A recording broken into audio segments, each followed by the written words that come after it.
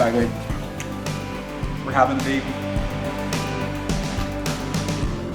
We're about to embark on a journey of a lifetime. Now, this adventure is going to take us all over the world. We're going to hear stories and talk about ideas that you will never forget. You can think about us as your tour guides. We're here to point out some good stuff to stop and look at along the way. So Alpha is 12 sessions designed to engage us in a conversation about some of life's most important questions. We want to provoke you to think about what you believe and how you feel about certain faith issues. This isn't going to be a lecture where Ben and I do all the talking. Instead, during Alpha, you're going to get a chance to talk in small groups and ask questions as they come up. But before we go any further, I'm Ben, this is Jason, and we want to welcome you to Alpha.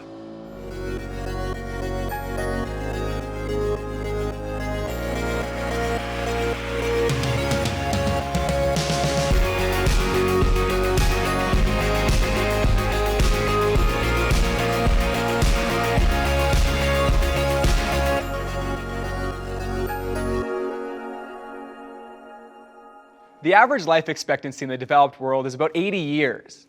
But what are we supposed to do with 80 years on planet Earth? Yeah, what's the point of all this time? Or more importantly, is there even a point at all? Alpha is all about asking life's biggest questions. But it can be a bit weird talking about something like life. It really is something we just do. Every day we wake up, get dressed, eat breakfast, maybe some cereal. Then we go to school, sit in class, probably do some homework, maybe talk to some friends, then we go home, go back to bed, and do it all over again the next day. It just sort of happens.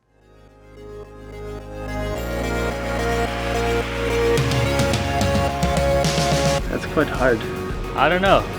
I don't know. Maybe the bungee jumping? Yeah, something nuts like cliff diving, you know. Skydive, kayak, hike. Get a big fast jet, head to New Zealand. I think I'd go skydiving. Well, I play music, so I think primarily I would probably just play an unbelievable show. Being here, we'd probably like hit up the skate park, then go to the beach. So I'd probably travel to definitely Australia. Yeah, I'd like to go to Australia. I don't know, I'd probably go hang out with people, my family, you know, spend that time with them. I would probably try to visit a place that I would always want to go to. I would get together, play some music with my friends. I'd probably spend a lot of time with my family.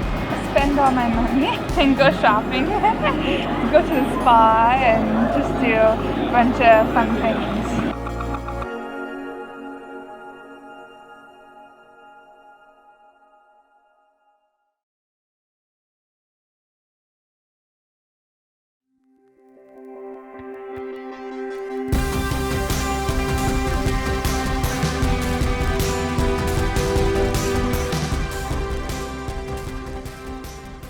If I actually only had 24 hours left to live, I wouldn't waste my time cleaning my room or washing my car or doing homework. But I think I'd find myself asking certain questions, important ones, about faith, love, and eternity. On Alpha, we're going to have some honest conversations about life and God. And we're going to look at these things from a Christian perspective. Now, I know that even mentioning Christianity brings up a lot of mixed thoughts, and that's totally okay. Yeah, when I was in high school, I remember one of my friends told me that believing in God was the dumbest thing he'd ever heard. It was like I told him I believed in Santa Claus or the Easter Bunny. Or maybe you think Christianity is boring. I know I used to think that. I thought it was all about hanging out with old people, singing old songs, drinking tea, and reciting rules from a really old book. Yeah, for me, my biggest struggle with Christianity wasn't that it was far-fetched or that it was boring. For me, I simply couldn't understand how it had any impact on my life. I remember back in grade 8, I was going through a really tough time. I felt like I didn't have any friends at school that really liked me, and I felt like no one at home understood me. I used to fight with my parents over anything. One time, when I was really upset, I don't even remember what it was about, but my dad wanted to help me pass me a Bible and recommend that I read it. But when he gave it to me, I took it and I threw it on the ground. I don't know exactly why I did it. I think it was because it seemed so useless to me. You might not have ever been in a situation quite like that before, but most of us have asked ourselves this question: is God worth my time? Alpha could be one of the first times you've ever talked about this kind of stuff. It seems like there's a rule in society that says we're not supposed to talk about our personal beliefs. Let's take a few minutes right now to talk about why that might be.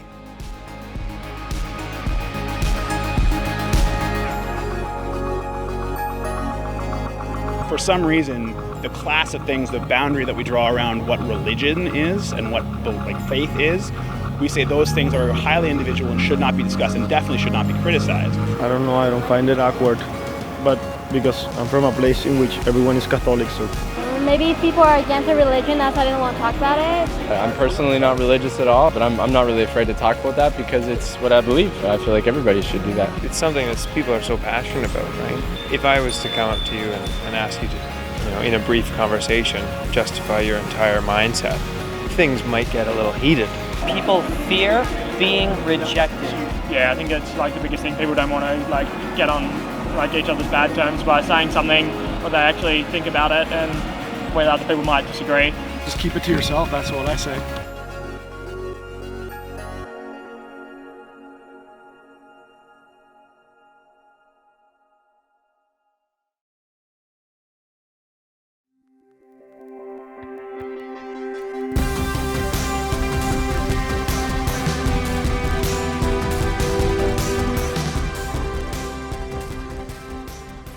At the center of the Christian faith is a man named Jesus. He wasn't afraid to talk about issues that other people avoid. Jesus said some of the most outrageous things that I've ever heard. In John 14:6, he's quoted saying, "I am the way, the truth, and the life." This statement was controversial 2,000 years ago when Jesus first said it, and it's still controversial today. We want to crack open each of those statements and see what Jesus is saying. Jesus says, "I am the way." But what does that mean for someone to say, "I am the way"? What is he the way to? I know a man named David who has a really remarkable life. And hearing him talk about it really helps me understand this idea of Jesus being the way. When I was young, at the age of about 12, my mother had a major nervous breakdown and she was hospitalized for extended periods of time. My father also struggled with alcoholism. I had two brothers and we were basically left in many ways to raise ourselves. Going to bed at night at the age of about 12, my mother, she tried to kill herself. My father was out drinking. And I remember through my tears saying, "God, if you're there, I hate you." I so hated God. I was so angry at God. I was so filled with bitterness and resentment. Those experiences marked me, and I decided the childhood that I had was not going to be my life. At the age of 18, I committed to the idea of becoming a millionaire by the age of 30. I was this ambitious, want to be a millionaire by the age of 30 kind of guy during the day, and at night I hung out with drug users and I scored dope and dealt dope and did whatever I had to do to keep that life going. The idea of being a millionaire had been achieved. I could go where I want, when I wanted. I had way more money than I ever hoped for, but I wasn't happy. And I realized that there's still a deep darkness inside of me, a void. I have epilepsy, and for some reason, I started having seizures more frequently. We have a lady who worked for us at that time in our home. Her name is Bonnie, and she was a very sweet lady, a Christian lady. Bonnie saw me after having a seizure one day, and she called my wife and she said that God had told her to come pray for me. And I said, well, I know it's not going to do any good, but I like Bonnie. So she prayed for us. And for some reason, I cried through that process. Didn't know why I was crying, but Bonnie left and we thanked her for coming over. So the next day, I saw a friend, a neighbor, who went to the same church Bonnie does. And I asked my friend, I said, hey, are you going to church tomorrow? And he says, yeah. I said, well, do you mind if I come with you? He says, sure. He was quite happy to bring me. So the next morning, we're standing in church together. And as the worship music begins, for some reason, I begin crying. And I don't know why I want to cry, but I'm crying and I can't control myself. And I'm doing everything in my power not to cry, but tears are running down my face. And in that moment, for the first time, his love for me was so real. The reality that he loved me was nothing short of completely and totally mind-blowing. You might have heard of a band called Queen before. They're famous for songs like We Will Rock You or Bohemian Rhapsody. Yeah, Crazy Little Thing Called Love. Another one, Bites the Dust. Right. Flash. Yeah. Under Pressure. Don't Stop Me Now. Yeah. We're the Champions. Yeah. Ben, Bicycle. Ben, we know you love to rock, Seven Seas of Rock. This guy loves Queen. Anyways, the lead singer. Can't Stop Loving You. The lead singer of a band, Queen, Freddie Mercury, is one of the biggest names in music. Even though he made millions of dollars and had millions of fans, those things didn't make him happy. In an interview shortly before his death, he admitted that he was lonely. He said, "You can have everything in the world and still be the loneliest man. And that's the most bitter type of loneliness. Success has brought me world idolization and millions of dollars, but it's prevented me from having the one thing we all need, a loving, ongoing relationship." When Jesus said, "I am the way," he was responding to that need. He's saying, I am the way to a loving and lasting relationship with God. So I've heard of people saying that they know if something is true, but I've never heard of anyone claiming to be the truth. But Jesus goes on to say, I am the truth. I want to clarify this word truth because it can mean different things for different people. Maybe you've heard somebody say, well, that's true for you, but I don't personally believe it.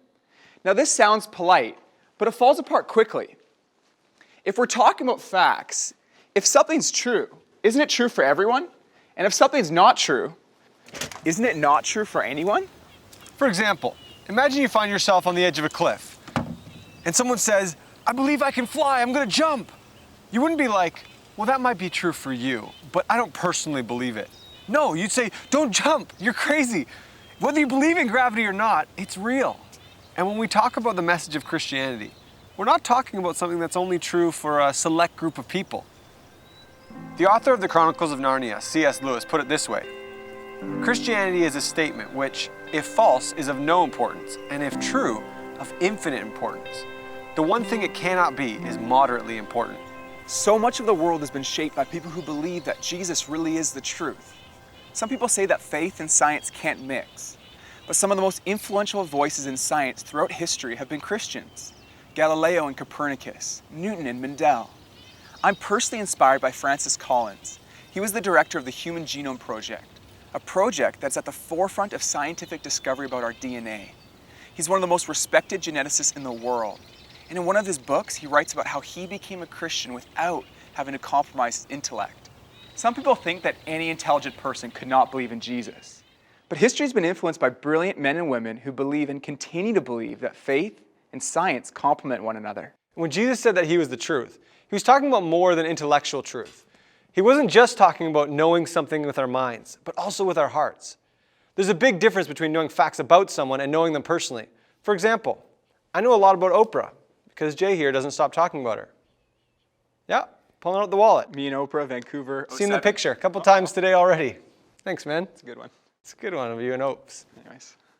If I saw Oprah in the street, I'd recognize her, but she wouldn't recognize me because there's a big difference between knowing about someone and actually knowing them.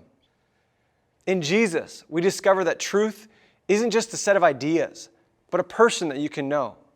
Christianity isn't about memorizing a set of rules, but about knowing God personally through Jesus.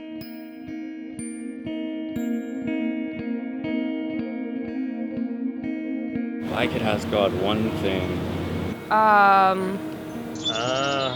Why he chooses to base everything off faith? I'd probably just go with why. Probably just the generic, what is the purpose of all of this? Why is there terrorism? Probably what happens after you die. What happens after we die? Maybe just like the things that I've been struggling with in my life. Maybe, just a word from him about how to get beyond that. What should I do next? Why are you so obsessed with being praised all the time? What's going on? What happens when I die? Why haven't you shown us yourself? I'm interested in how the universe was created and what is after you die. Why are there so many frailties with the planet? I'd ask him, come on, tell me the truth. Is Earth really it? Is it the only life planet? Come on.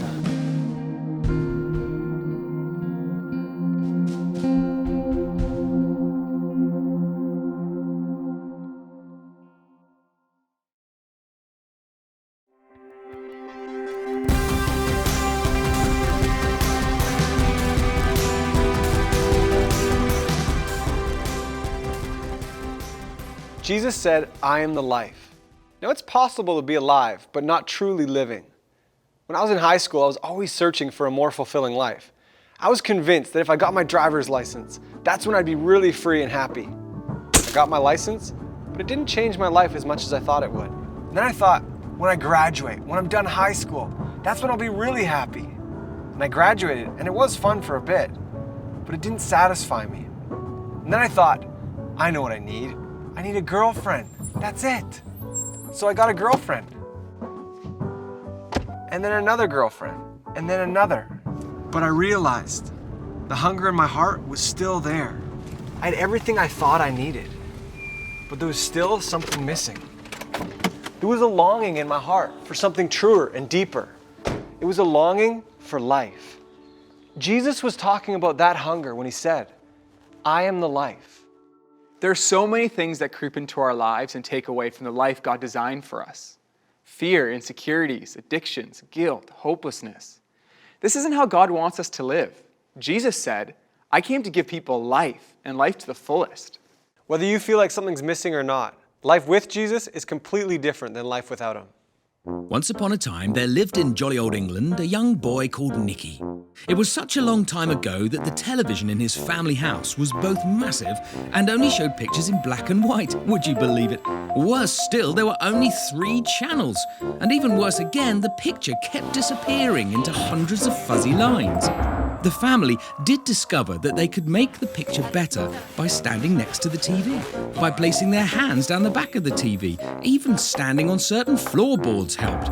The big day came for the 1966 Soccer World Cup final. Just as England were about to score a goal, the picture disappeared yet again. Everyone was frantic. Then Nicky discovered that there was an aerial socket on the TV and a cable coming out of the wall attached to an aerial on the roof. All he had to do was make the connection. Now they could enjoy the rest of the game with the new picture, and their television viewing was never the same again. Life with Jesus is like seeing clearly for the first time. I can remember the specific moment when I decided to trust Jesus with my life. It was August 2nd, and I was driving my dad's car home from a friend's house. I had spent months wrestling with questions about God and life, and at times, it felt like I was wrestling with God himself. On that sunny summer day, I decided to surrender my life to God. With tears coming down my cheeks, I told God that I wanted to follow his plan for my life, and that I wanted to begin a friendship with Jesus. There was a significant change in my life that day. It felt like a huge weight of hopelessness and guilt was taken off my shoulders. I felt a massive sense of relief and then joy in my heart. I felt loved by God, and I've never been the same since. If you live to be 70 years old, this is how you're going to spend your life. You're going to spend 20 years and 3 months asleep, 10 years and 5 months watching TV, 7 years and 6 months eating and drinking, 5 years and 9 months in some form of transportation, 18 months waiting in line, and 6 months at red lights. It's alarming to think that some of us will spend more time at red lights than we will talking about important issues of faith and life. We're going to take some time to ask some of life's biggest questions and explore the life and words of Jesus. You have approximately 570,000 hours left to live, and we want to invite you to spend less than 24 of them with us on Alpha.